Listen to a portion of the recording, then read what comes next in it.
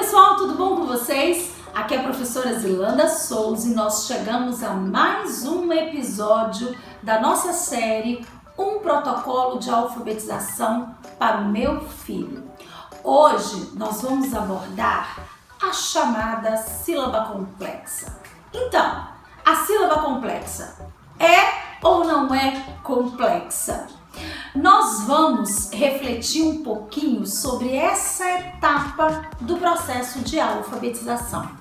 A verdade é que para algumas crianças, especialmente aquelas que apresentam necessidades educacionais especiais, essa sílaba complexa pode ser, sim, mais um desafio a ser vencido, a ser aprendido, a ser estocado na memória. E como a gente vai lidar com isso, né? Como que nós vamos lidar com a estimulação dessa sílaba complexa? Como nós temos feito na experiência com o Kaique nesse processo de alfabetização? Bem, eu vou tentar resumir um pouquinho para vocês, mas quero trazer aqui alguns alertas que são extremamente importantes. Primeiro, ao decidir, ao transitar pela estimulação das sílabas compostas por 3 ou mais grafemas, as chamadas sílabas complexas, é fundamental que o alfabetizador tenha clareza de onde ele está na ficha de monitoramento. Ou seja, essas sílabas complexas compostas por 3 ou mais grafemas, elas precisam passar por um filtro, ok? Primeiro, a criança domina, ela processa, ela discrimina bem os sons desses fonemas envolvidos na sílaba complexa? Separadamente, ela domina esses sons? Vamos pensar na sílaba CRA. Então, nós temos aí envolvido o som do C, do R e do A. Essa criança domina separadamente, discrimina esses sons? Ela consegue perceber esses sons presentes nas palavras envolvidas na caixa do vocabulário dela? Ok. Pergunto a vocês, essa criança manipula os grafemas, ela consegue transitar entre o fonema e a representação gráfica desses fonemas envolvidos? Essa criança manipula sílabas simples envolvendo esses grafemas, esses fonemas? Então, por exemplo, dentro dessa sílaba que eu acabei de citar aqui, CRA, né? A criança domina a formação silábica simples com R? Ela domina a formação silábica simples com C? Essa criança já faz exercício grafofonêmico, o exercício de decodificação de leitura, utilizando esses grafemas? Então essa criança manipula palavrinhas com R, manipula palavrinhas com C, palavras com as chamadas sílabas simples. Essa criança já faz esse tipo de decodificação? Então, você deve preparar essa criança para perceber a formação silábica em contextos diferentes. Acontece que essa criança que vai manipular essa sílaba complexa, ela vai lidar com aquela habilidade que nós falamos no episódio anterior, a flexibilidade cognitiva.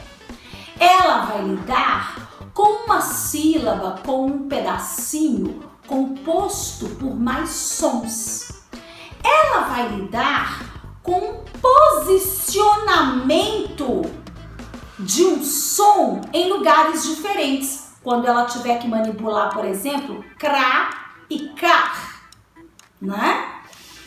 Isso vai demandar de habilidades um tanto mais complexas do que ela já manipulava dentro do contexto da sílaba simples. Essa criança vai necessitar de maior organização temporal, na organização, na percepção do som e a localização desse som dentro da sílaba complexa. Ela vai precisar de flexibilidade cognitiva para alternar esse estímulo, alternar essa posição do R, alternar a posição do L dentro dessa sílaba complexa. E ela vai demandar de velocidade de processamento quando ela tiver que decodificar essa sílaba complexa dentro de uma palavra. Não é realmente tão simples assim, não. Especialmente para as crianças com necessidades educacionais especiais, é fundamental ter um manejo profissional específico para lidar com essa sílaba complexa. E qual manejo seria esse, Zilanda? Primeiro, eu já falei com vocês das aquisições que a criança precisa ter para chegarmos nessa chamada sílaba complexa.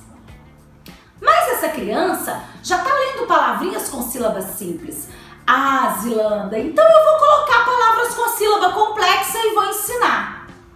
Bem, nós temos observados que os fundamentos ensinados pelo neurocientista Norman Doidge têm ajudado muito nos processos de alfabetização. De que é fundamental reduzir o estímulo para provocar neuroestimulação.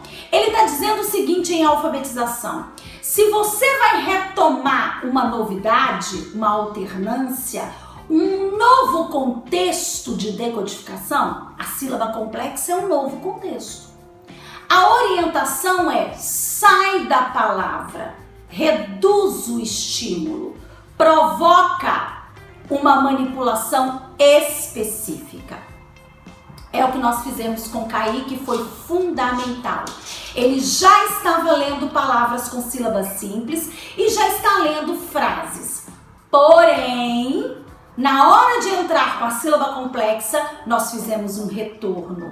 Voltamos especificamente aos estímulos, às informações sonoras e visuais específicas. É o que você está vendo aí agora no vídeo, tá? Ele manipulando fragmentos, tá? Dessa sílaba complexa e alternando essa sílaba complexa, né? Alternando a posição dos sons. Uma outra habilidade dentro dessa redução, com o olhar somente para essa composição silábica, a criança vai precisar alternar. Ora esse R está no meio da sílaba, ora esse R está no final da sílaba, ora esse L está no meio da sílaba, ora esse L, ele pode aparecer no final da sílaba. Essa percepção, ela é auditiva e ela é temporal e espacial. Auditiva, temporal, tá? Vai nos remeter às habilidades perceptivo-motoras, tá? Organização temporal, organização do som dentro da palavra. Na ficha de monitoramento é o que nós chamamos de rastreio auditivo. Na sílaba BRA, onde está localizado o som do R? No início, no meio ou no final? Quais são os sons envolvidos nessa sílaba BRA? Uma outra coisa que a criança precisa ser estimulada é no prolongamento do som. Como a criança já domina cada fonema dessa sílaba complexa e ela domina a composição simples, que é a consoante associada a uma vogal, como ela já domina essas formações, nós queremos que essa criança perceba qual dentre essas formações constitui o som mais prolongado. Qual é o som curto? Qual é o som médio? Qual é o som maior longo, mais prolongado. Para que a criança perceba e construa uma organização temporal dentro da sílaba complexa, nós podemos acionar mapas táteis e visuais. Com o Kaique nós usamos o barbante, né? E a percepção, esse rastreio auditivo diante de cada formação. O fonema isolado, a sílaba simples e a formação complexa dessa sílaba. Nesse caso, a criança está identificando os níveis de prolongamento do som. Som curto, som longo. Em seguida, essa criança vai começar a rastrear a posição do som. Como que fica a posição do R na sílaba CRA? E na sílaba CAR? Qual é a posição do R? O que mudou? Esse trabalho é o trabalho específico de neuroestimulação, que é feito para preparar essa criança para uma flexibilidade cognitiva ainda maior na manipulação de fonemas e grafemas. Em seguida, essa criança vai manipular essa formação silábica nova dentro de palavras que fazem parte da sua caixa do vocabulário. Ou seja, quando ela ouve CRA, qual a palavrinha da caixa que é acessada? Né? O que lhe vem à mente? Né?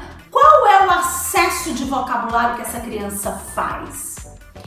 Posterior a essa sequência estimuladora é que então é inserido o treino de decodificação em palavras com sílabas complexas. Serpente.